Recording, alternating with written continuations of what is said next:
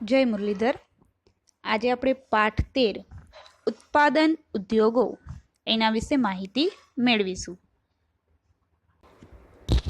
આ પાઠમાં મનુષ્ય દ્વારા પોતાની બૌદ્ધિક, સાંસ્કૃતિક અને આર્થિક 3 બાબતોનો સમાવેશ કરે છે, જેમાં બુદ્ધિશક્તિને લગતી, સંસ્કૃતિને લગતી અને આર્થિક એટલે કે નાણાંને લગતી એવી તમામ ક્ષમતા પ્રમાણે કુદરતી સંસાધનોના રૂપને બદલાવીને ઉપયોગમાં લાવી શકાય એવી પ્રક્રિયાને ઉદ્યોગ કહેવામાં આવે છે. અહીંયા ઉદ્યોગની વ્યાખ્યા આપે છે કે ઉદ્યોગ એટલે શું, તો કે બૌદ્ધિક, સાંસ્કૃતિક અને આર્થિક ક્ષમતાને આધારે કુદરતી સંસાધનો, જે કુદરતી પરિબળો છે, એનો ઉપયોગ કરી અને જે નવી જ પ્રક્રિયા શરૂઆત કરવામાં આવે છે મનુષ્ય દ્વારા, એને ઉદ્યોગ કહેવામાં આવે છે.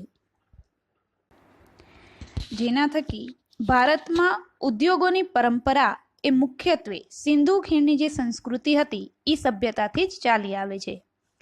એ સમયમાં એટલે કે સિંધુ ખીણની સભ્યતાની સમયગાળા દરમિયાન ભારતમાં સુતરાઉ કાપડ, માટીના વાસણો અને કાંસાની વસ્તુઓ તેમજ મણકા બનાવવામાં આવતા હતા.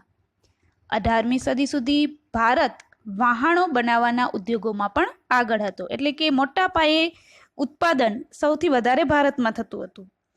ભારત હસ્તકળા ઉદ્યોગ એટલે કે જે હાથ દ્વારાની બનાવટ છે એવા ઉદ્યોગોમાં અને ગૃહ ઉદ્યોગોમાં, જે ઘરઘરાઉ જે ઉદ્યોગો છે એવા ઉદ્યોગોમાં પણ આગળ હતો. ભારતનું સુતરાઉ કાપડ, મલમલનું કાપડ, ધાતુના વાસણો અને આભૂષણોની વિદેશમાં ખૂબ જ માંગ રહેતી. એ પછી યુરોપમાં ઔદ્યોગિક ક્રાંતિની શરૂઆત એટલે કે યુરોપ દેશમાં નવા ઉદ્યોગોની શરૂઆત થઈ ત્યારે અંગ્રેજોએ ભારતમાંથી કાચો માલ, ખાસ કરીને એક કાચો માલ કપાસ એ લઈ જતા હતા. ત્યાંના કારખાનામાં તૈયાર થયેલો માલ એ ભારતમાં મોંઘી કિંમતે વેચાય અને આ કારણે ભારતનો હસ્ત ઉદ્યોગ પડી ભાંગે એવી નીતિ અપનાવતા હતા.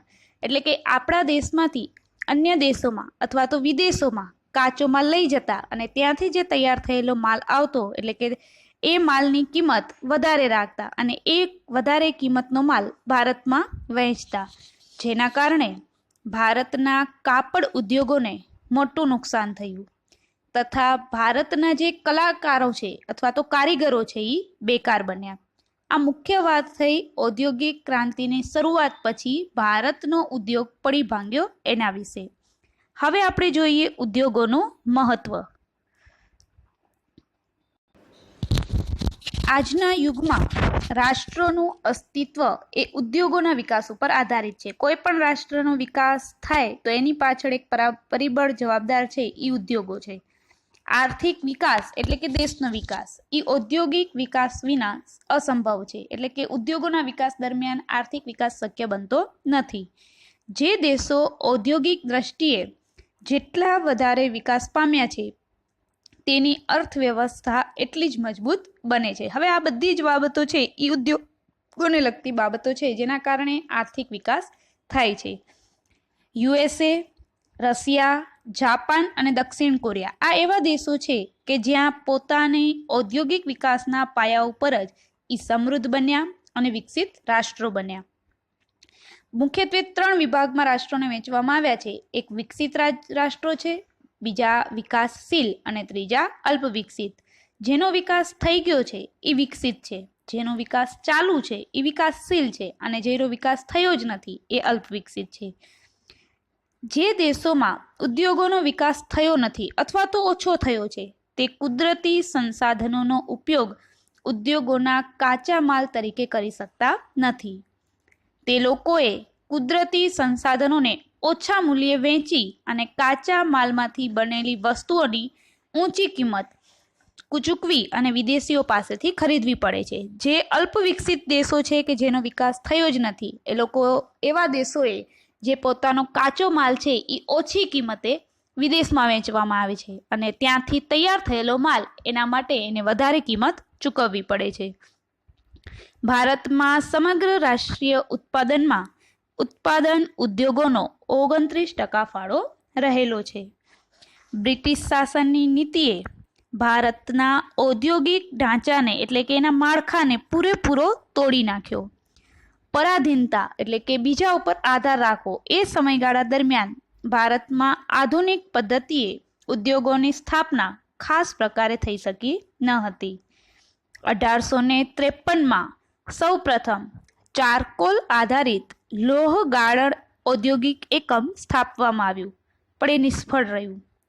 ત્યાર પછી સૌ પ્રથમ સફળ પ્રયત્ન 1854માં એટલે કે એક જ વર્ષના સમયગાળા પછી સુતરાઉ કાપડ ઉદ્યોગની સ્થાપના કરી. ત્યારબાદ 1855માં કોલકાતાની નજીક રીસરામાં સૌ પ્રથમ શણનું કારખાનું સ્થાપવામાં આવ્યું.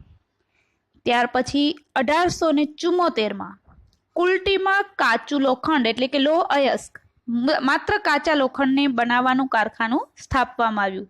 એ કેટલાક વર્ષ પછી બંધ પડ્યું, જે સમય જતાં ફરી પાછું 1881માં શરૂઆત કરવામાં આવ્યું. અને 1907માં જમશેદપુરમાં ટાટા લોખંડ પોલાદની કંપની સ્થાપવામાં આવી. અને ત્યાર પછી ભારતમાં ઔદ્યોગિક વિકાસને નવી દિશા પ્રાપ્ત થઈ. એટલે કે 1853થી શરૂઆત કરી ઔદ્યોગિક એકમની, પછી 1854માં બીજા ઉદ્યોગોની સ્થાપના કરી, 1855માં શણનું કારખાનું સ્થાપ્યું, 74માં કાચું લોખંડ પ્રાપ્ત થયું અને ફરી પાછો એ ઉદ્યોગ બંધ પડ્યો અને 1881માં ફરી પાછો ચાલુ થયો.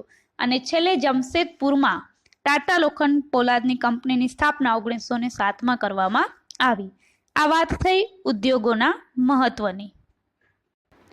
હવે જોઈએ ઉદ્યોગોનું વર્ગીકરણ. મુખ્યત્વે ઉદ્યોગોના વર્ગીકરણને 3 વિભાગમાં વહેંચ્યું છે. પેલું છે એ માનવ શ્રમ આધારિત છે, બીજું છે એ માલિકીના ધોરણે અને ત્રીજું છે કાચા માલના સ્ત્રોતને આધારે. 3 જૂથમાં વહેંચવામાં આવ્યું છે. શ્રમિકોને આધારે ઉદ્યોગોને 2 વિભાગમાં વહેંચ્યા છે, એક નાના પાયાના ઉદ્યોગો અને બીજું મોટા પાયા પરના ઉદ્યોગો. જે ઉદ્યોગોમાં વધારે રોજગારી છે એ મોટા પાયાના ઉદ્યોગો છે, દાખલા તરીકે સુતરાઉ કાપડ ઉદ્યોગ. અથવા તો જે ઉદ્યોગ કોઈ વિશેષ વ્યક્તિની માલિકીપણા હેઠળના સંચાલનમાં હોય, એટલે કે એવા ઉદ્યોગોમાં શ્રમિકોની સંખ્યા ઓછી છે, તો એવા ઉદ્યોગોને નાના પાયાના ઉદ્યોગો કહે છે. અહીંયા 2 વિભાગ બતાવ્યા, મોટા પાયાના કે જ્યાં રોજગારી વધારે છે અને જ્યાં રોજગારી ઓછી છે એ નાના પાયાના ઉદ્યોગો છે, જેમ કે ખાંડસરી ઉદ્યોગ. એ સિવાય ઉદ્યોગોને માલિકીના ધોરણે 4 વિભાગમાં વહેંચ્યા છે, ખાનગી, જાહેર, સંયુક્ત અને સહકારી. આ 4 જૂથોમાં વર્ગીકૃત કરવામાં આવ્યા છે. એના સિવાય ઘણી રીતે ઉદ્યોગોને વર્ગીકૃત કર્યા છે, જેમાં કાચા માલને આધારે 2 વિભાગ બતાવ્યા છે, કૃષિ આધારિત ઉદ્યોગો અને ખનિજ આધારિત ઉદ્યોગો. આમ સંપૂર્ણ ઉદ્યોગોનું વર્ગીકરણ એ મુખ્ય 3 વિભાગોને આધારે કરવામાં આવ્યું છે. હવે આપણે જોઈએ કાચા માલના સ્ત્રોતને આધારે કૃષિ આધારિત ઉદ્યોગો, જેમાં સુતરાઉ કાપડ, શણ, રેશમી કાપડ, ઊની કાપડ, ખાંડ, કાગળ વગેરે કૃષિ આધારિત પ્રવૃત્તિથી જે પ્રાપ્ત થતો કાચો માલ છે એના આધારિત ઉદ્યોગો છે. જેમાં શરૂઆત કરીએ આપણે, અહીંયા તમને કોષ્ટક દ્વારા રજૂઆત કરી છે કે સુતરાઉ કાપડ ઉદ્યોગ. પ્રથમ સુતરાઉ કાપડ ઉદ્યોગથી શરૂઆત કરીએ તો ભારતની ઔદ્યોગિક અર્થવ્યવસ્થામાં ઉદ્યોગોમાં સૌ પ્રથમ મુખ્ય સ્થાન ઉદ્યોગોનું છે તો એ વસ્ત્ર ઉદ્યોગ છે. આ ઉદ્યોગ લગભગ 3.5 કરોડ લોકોને રોજગાર એટલે કે આવક આપે છે. દેશમાં સૌથી વધારે રોજગારી પૂરી પાડતો ઉદ્યોગ છે એ કાપડ ઉદ્યોગ છે. ચીન પછી સુતરાઉ કાપડની નિકાસમાં, હવે આયાત અને નિકાસ, આયાત એટલે અન્ય દેશોમાંથી મંગાવવું અને નિકાસ એટલે અન્ય દેશોમાં મોકલવું. તો ચીન પછી સુતરાઉ કાપડની નિકાસમાં ભારત બીજા સ્થાન ધરાવે છે. ઉત્પાદન અને રોજગારીની દ્રષ્ટિએ આ ઉદ્યોગને દેશનો મુખ્ય ઉદ્યોગ ગણવામાં આવે છે. અહીંયા વાત કરીએ છીએ આપણે સુતરાઉ કાપડ ઉદ્યોગની.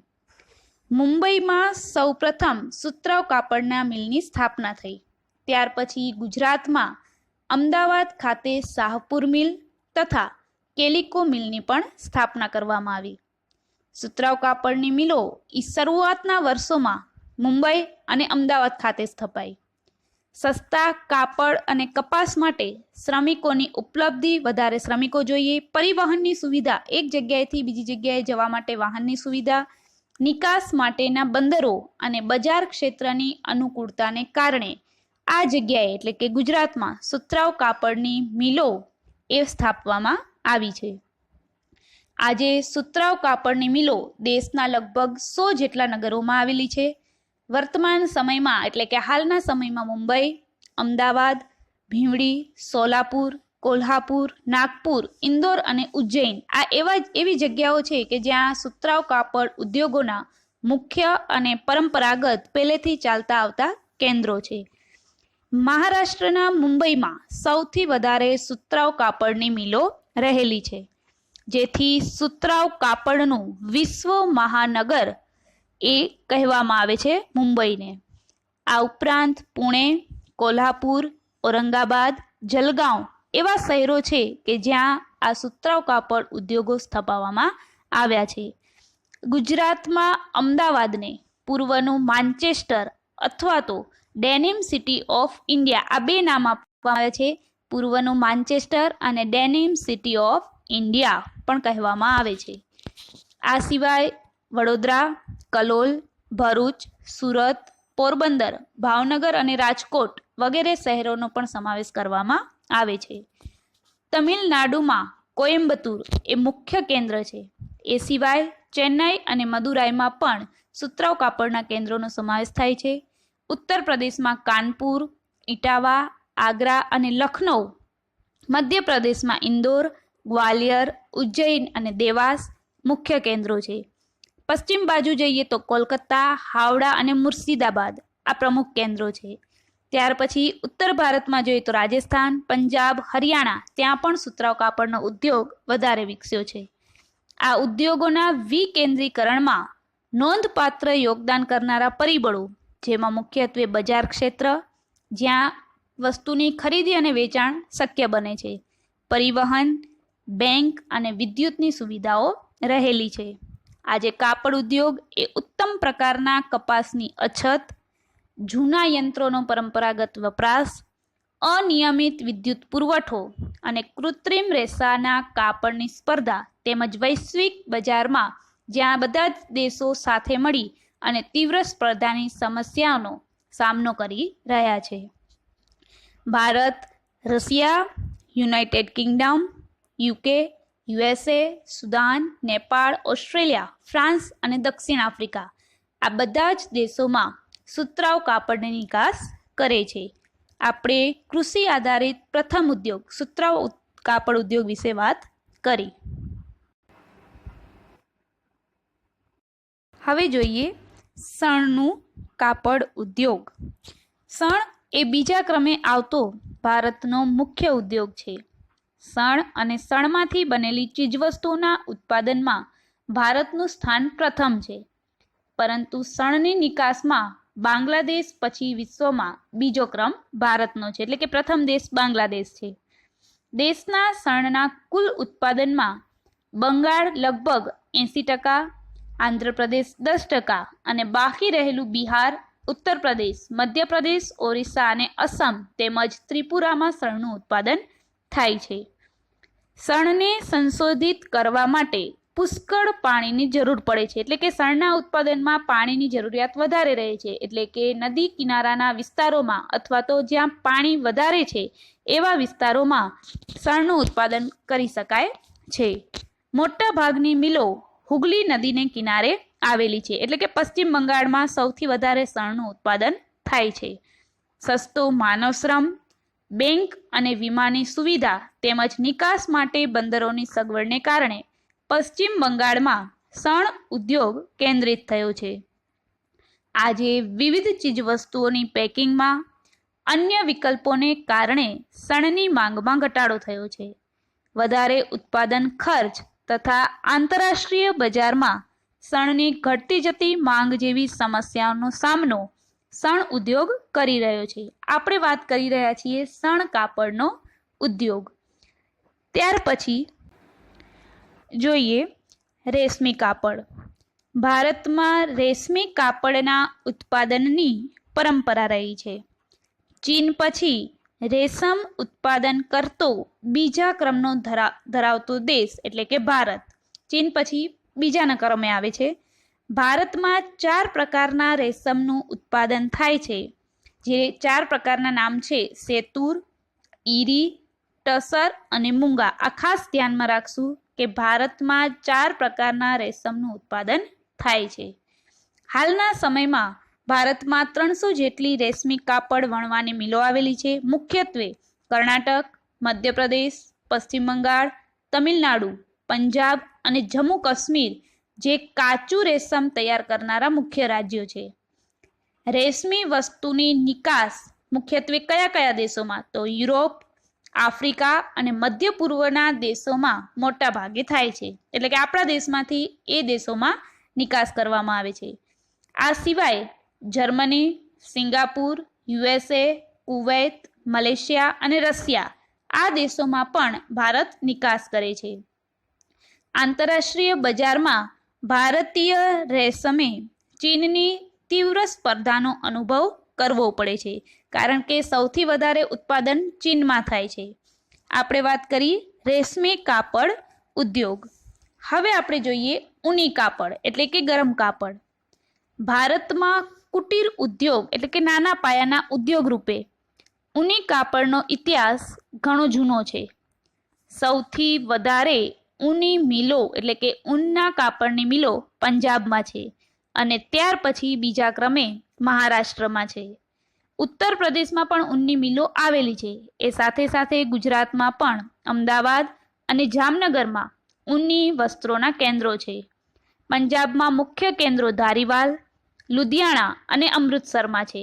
જ્યારે રાજસ્થાનમાં બિકાનેર, જયપુર અને જમ્મુ કાશ્મીરમાં શ્રીનગર અને કર્ણાટકમાં બેંગ્લોર આ બધા મુખ્ય કેન્દ્રો છે કે જ્યાં ઊનની કાપડનું ઉત્પાદન થાય છે.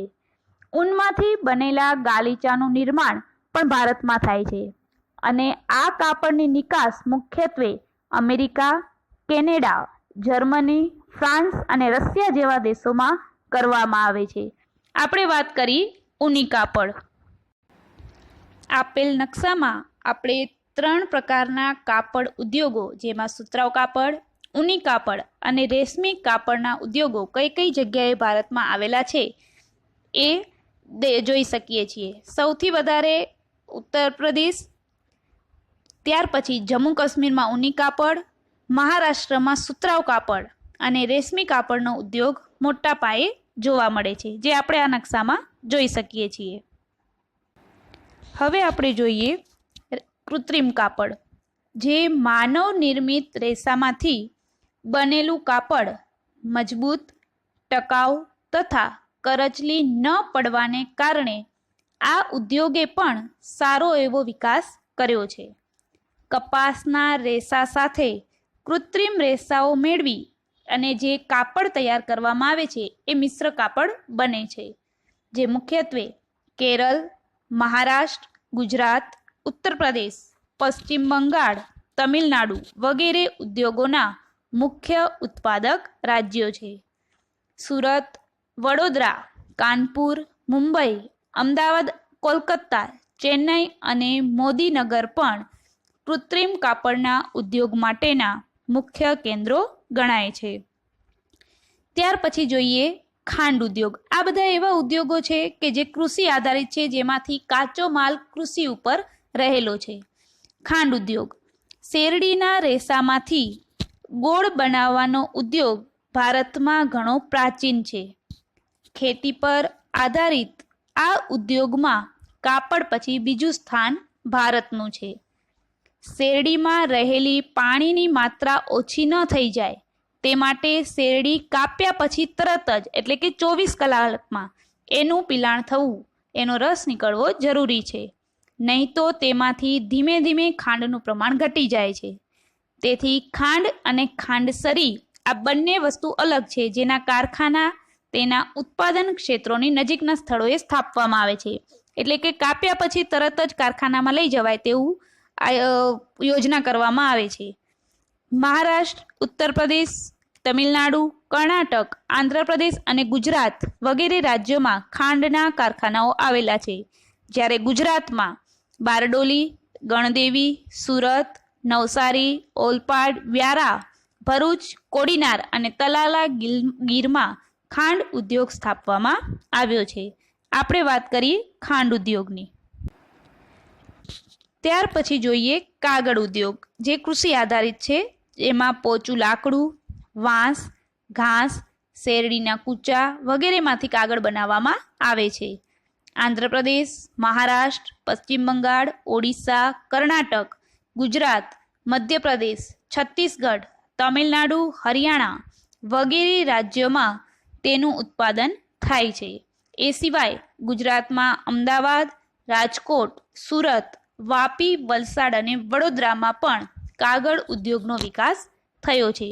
તો આ એવા ઉદ્યોગો છે જે કૃષિ આધારિત ઉદ્યોગો છે, જેમાં સૌ પ્રથમ સુતરાઉ કાપડ ઉદ્યોગ, શેરણું ઉદ્યોગ, રેશમી કાપડ, ઊની કાપડ, કૃત્રિમ કાપડ, ખાંડ ઉદ્યોગ અને કાગળ ઉદ્યોગ, જે કાચો માલ કૃષિ પૂરો પાડે છે, એ ઉદ્યોગોની વાત કરી છે. હવે પછીની માહિતી આપણે નેક્સ્ટ વિડીયોમાં મેળવીશું.